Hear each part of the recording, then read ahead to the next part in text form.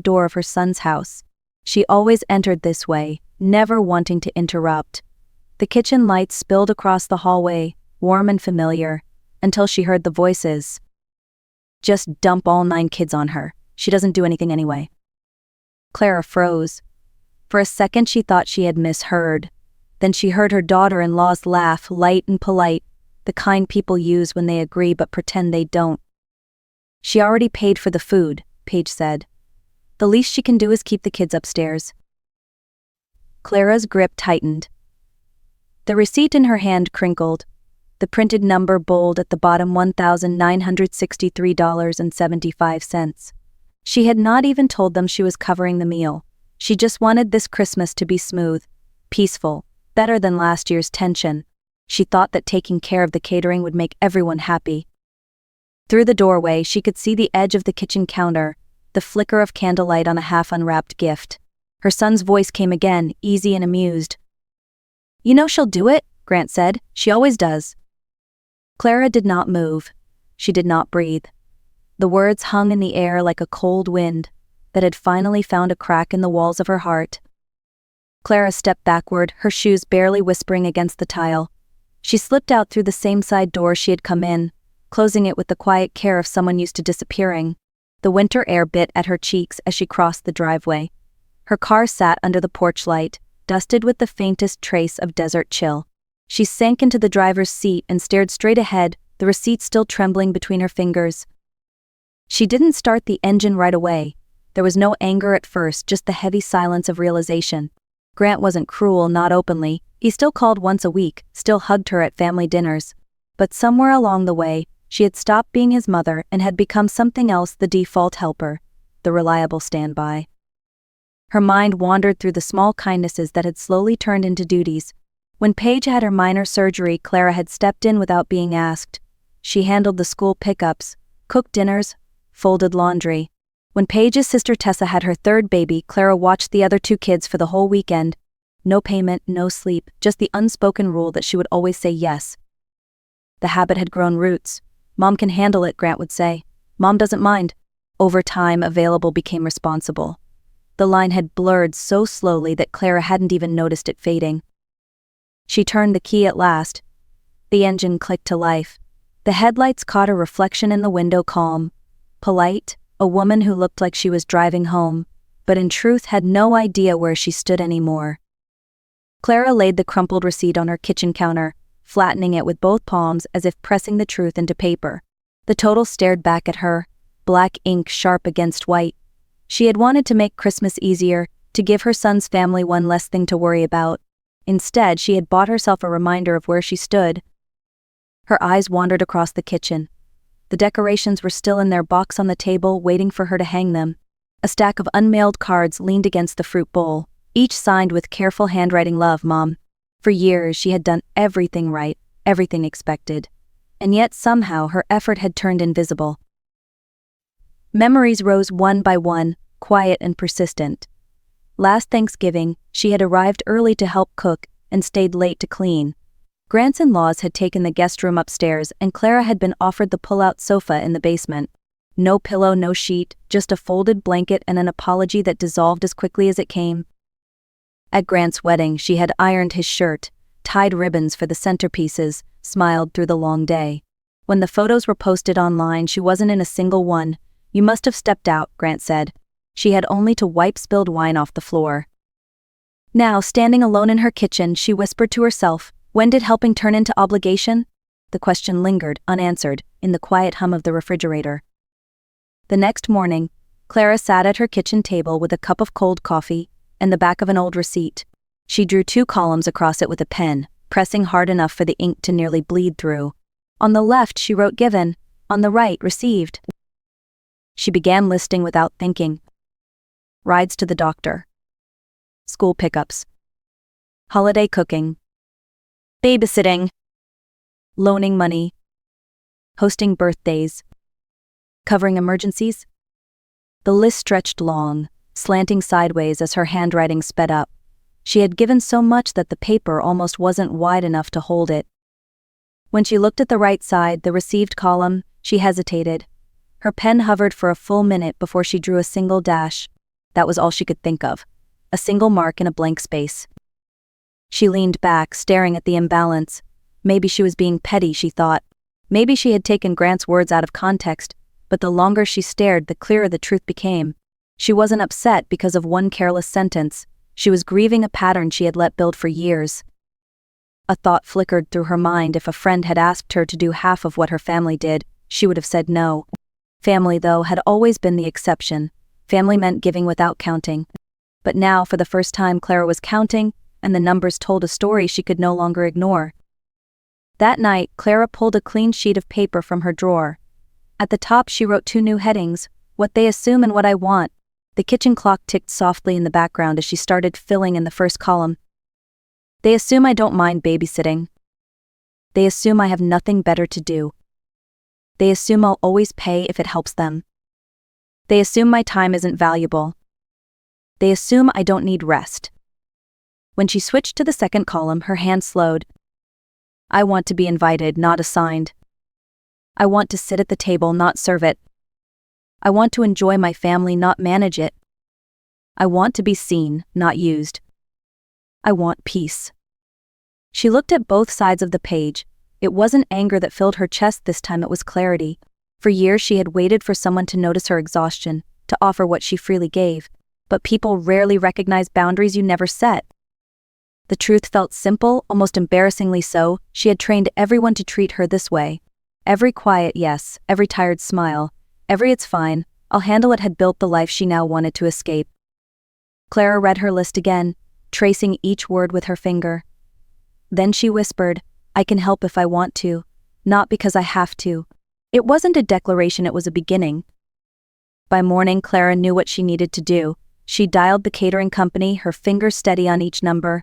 A cheerful woman answered, her voice bright and professional. Whitaker residence. Oh yes, the order for the 25th. Was there an issue? Clara took a slow breath. No issue, she said. I just need to cancel everything. There was a pause on the line, then the sound of keys clicking. We can process a partial refund, the woman said kindly. You'll receive about $1,000 back after the deposit. Clara thanked her and hung up before she could change her mind. For a long moment she sat at the table listening to the quiet hum of her refrigerator. The world didn't fall apart. The sky didn't darken. Nothing happened, and yet, everything had shifted. It felt like unclenching a fist that had been tight for years. Afterward, she pulled a single sheet of stationery from a drawer and wrote one sentence in careful cursive. No one else defines your worth. She folded it neatly, slid it into an envelope, and addressed it to herself. When she dropped it into the mailbox outside, she smiled faintly at how strange and small the act seemed and how freeing it felt. Inside, her kitchen looked the same, but the air had changed. The space felt wider somehow, as if she had opened a window that had been painted shut for too long. That afternoon, Clara pulled her small gray suitcase from the closet. Not the big one she used for family trips, just enough space for jeans, a sweater, her favorite mug, and the paperback she never finished. She opened her laptop and booked a room at a quiet roadside motel near Las Cruces, halfway to Valerie Monroe's ranch. She left the receipt on the counter and set her phone face down beside it. For a moment she considered leaving a note, but she didn't owe explanations anymore. Instead, she turned the phone completely off, no vibration, no silent mode, just off. The stillness that followed felt like exhaling for the first time in years. As she drove, the desert unfolded in wide stretches of gold and rust. The road shimmered under the low winter sun, and with each passing mile she felt something inside her untangle. She didn't turn on music, she didn't call anyone, she just drove. Somewhere near the state line, a memory surfaced. Grant at 8 years old, carrying a chipped mug of tea to her bedside, proud of his independence. Careful, it's hot, he'd whispered. That boy had once looked up to her. Somewhere along the way he had started looking past her. Clara smiled softly, not with bitterness but with understanding. Love could stay, even when patterns had to end. The sky ahead stretched open, pale and endless, as if it were waiting just for her. By the time Clara reached Valerie Monroe's ranch, the sun had started to dip low behind the desert hills. The porch light glowed like a small welcome home. Valerie opened the door with her same easy smile, her gray hair pulled into a loose braid. You made it, she said, and that was all. Inside, the air smelled of cinnamon and roasted chilies. A few neighbors were already gathered in the kitchen, passing around a tray of cinnamon rolls still warm from the oven. Someone turned on an old radio that hummed softly from the windowsill. There was laughter, not loud or forced, but easy, the kind that fills a room without taking up space. Valerie poured Clara a cup of coffee and led her out to the porch. The wood was warm under their feet, even in the chill air. They sat together, watching the horizon fade from orange to violet. No one asked about her family. No one expected her to explain herself. The quiet was kind, not heavy. When dinner came, there were mismatched plates and folded paper crowns from a neighbor's drawer. They ate slowly, trading stories about burnt turkeys and failed cookie batches. Every laugh felt like a stitch repairing something torn. Clara realized then that peace didn't need to be loud or dramatic. It could be as simple as being handed a chair, not a chore. The next morning, Christmas Eve sunlight spilled across the porch. Clara's phone sat face down on the side table, silent for the first time in days. When it finally buzzed, she already knew whose name would appear on the screen. Grant. She stared at it for 3 full rings before she picked up. His voice came sharp, already impatient. "Mom, where are you?" Clara took a sip of coffee before answering. "Not at home," she said calmly, "and not with you." "What does that mean?" he demanded. "It means I heard you," she replied. "I was standing in the hallway when you told Paige to dump the kids on me. I heard every word." There was a pause, long and unsteady. She could almost hear him searching for an excuse. "You didn't ask me, Grant. You assigned me. You planned Christmas like I was the hired help, not your mother." He tried to speak, but she kept going. "You didn't invite me to be part of it, you just assumed I'd make it happen." Then came his half-hearted attempt to patch things. "You're still coming, right? You're just upset." "No," she said quietly. "I canceled the catering. The food, the gifts, all of it. I paid for it, and now I've taken it back." "Mom, you're being dramatic." Clara smiled faintly. "No, Grant, I'm being honest. There's a difference." She ended the call, turned off the phone again, and set it beside her coffee cup. Valerie didn't ask a thing. She just passed her another cinnamon roll, and they sat together in the easy quiet. 4 days later, on the morning of December 29th, a sharp knock echoed through Clara's living room. Not a polite knock, a demanding one. She already knew who it was before she reached the door. Grant stood in front, his jaw tight, eyes narrowed. Behind him, Paige crossed her arms, and next to her stood Tessa, looking restless, as if she had rehearsed a speech on the drive over. Clara opened the door but didn't step aside right away. "Come in," she said evenly. They walked past her, not waiting for permission. "You embarrassed us," Paige started. "The food never showed up. People asked questions." Tessa jumped in next. "Do you have any idea how hard we had to scramble? Nolan and I went to 3 stores." Grant folded his arms. "You ruined Christmas, Mom. Everyone was counting on you." Clara stood near the counter, her hands resting on its edge. She didn't raise her voice. "I didn't ruin anything. I just stepped out of a role I never agreed to play." Grant frowned. "What does that even mean?" "It means I'm not your staff," she said, steady now. "I'm not the babysitter, the invisible cook, the one who fixes everything behind the scenes. I'm your mother, not your employee." Paige scoffed. "So you punish everyone because you're tired?"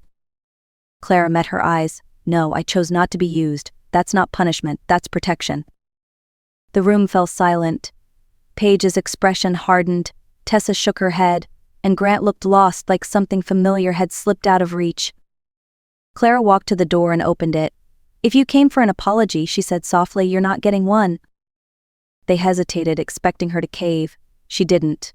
They stepped outside, and she closed the door gently behind them. The lock clicked once, firm but quiet, sealing the moment like a full stop. 2 months passed, and the world did not collapse. The holidays faded into memory, and January slipped by like a quiet breath. Clara didn't send New Year cards, and none arrived for her either. The absence didn't ache the way she thought it would. Most Saturdays now, she walked to the public library 3 blocks away. There was a small reading nook by the southwest window where sunlight poured in through the glass. She would bring a thermos of coffee and a book from the new arrival shelf. Sometimes she read, sometimes she just watched the light move across the floor. On Thursdays, she volunteered at a small community clinic, front desk work, clipboards, and smiles for strangers who didn't expect anything more. It felt simple and kind, never heavy. Her phone stayed quiet. Grant called twice in January, both times late at night. No voicemail, just missed calls. She didn't return them, but she didn't block him either. It wasn't about anger anymore. She just didn't feel the need to chase. At home, she cooked when she felt like it. She kept fresh flowers on the table, even if they wilted too soon. She said no when she meant no, and yes when she truly wanted to. No one asked for weekend help now.